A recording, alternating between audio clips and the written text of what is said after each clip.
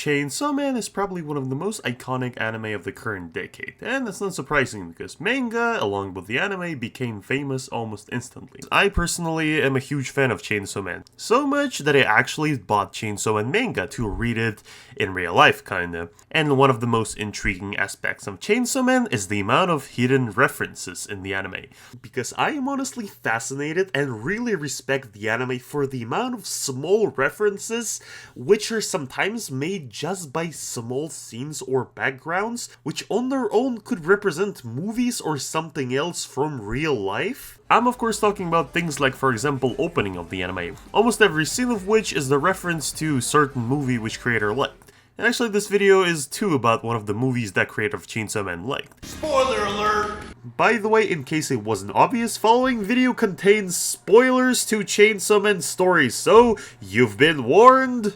So then, this your handiwork? For those who don't know, Makima is the antagonist of part 1 of Chainsaw Man's story, and throughout the story we don't really know much about her. As we're being introduced to Makima, we get to know more and more about how she's manipulative, how she manipulates the main character, and that she doesn't really like to show her emotion. However, there is a scene in manga where she actually shows her true emotions, which are not hidden behind the mask of her usual self. Life comes in a wide variety of flavors. With each passing day, you'll experience different ones.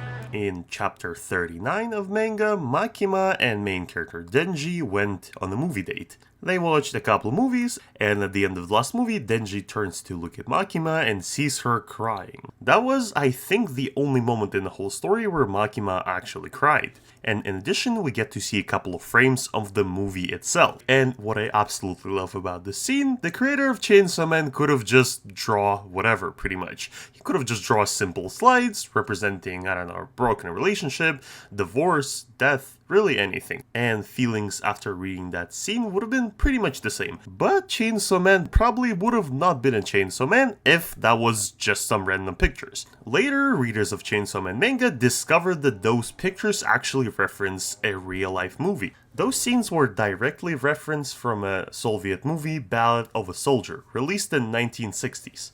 That movie is still considered classics of Soviet filmmaking, and at the time was a huge success. In Japan, it became really famous sometime about 90s, which is probably when creator of Chainsaw Man saw it, and decided to honor it by including a small reference in his work, which adds, honestly, a whole ton of symbolism to that scene.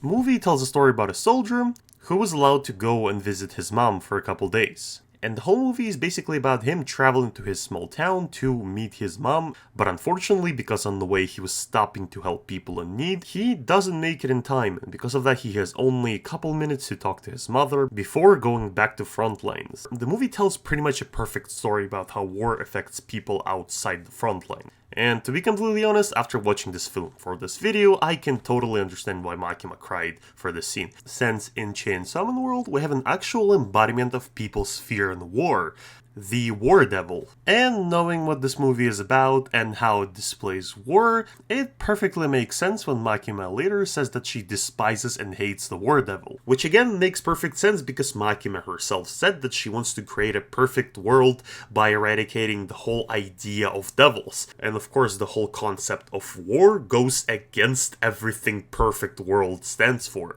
Actually, a little side note here.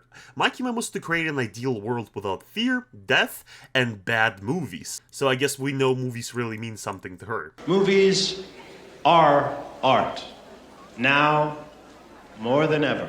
I honestly really love small details like that because it honestly adds a whole different tone to the character, which in Makima's case I think is really important because throughout the whole story we relatively not know much about her, and small details like that help us readers or watchers of the anime form a certain opinion about her, what kind of person she is, and etc. Because unfortunately right now the majority of fan base of Chainsaw Man remember Makima by those scenes. So you're officially under my care now.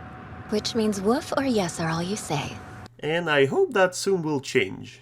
Also, it was really nice to see some small similarities between Ballad of a Soldier and Chainsaw Man. Like for example, the girl who spends a lot of time with the main character in the Ballad of the Soldier really looks like latest designs of Makima in later chapters of Chainsaw Man, which is honestly a really interesting detail in my opinion. Or maybe characters like Reese, I hope I pronounced her name correctly, who's technically from the Soviet Union, or maybe I just imagined all those things and it's just a coincidence. However, the real reason Makima could have cried is because she just wanted a normal family relationship like the ones shown in the movie between Soldier and his mother. Since, Makima is a devil and technically doesn't even have parents or anything, on top of that she didn't even have any family figures because she was raised by the Japanese government and they just couldn't allow that because of her powers, which we'll maybe talk about some other day. And for now, that's it. I hope you all have a nice day. Bye!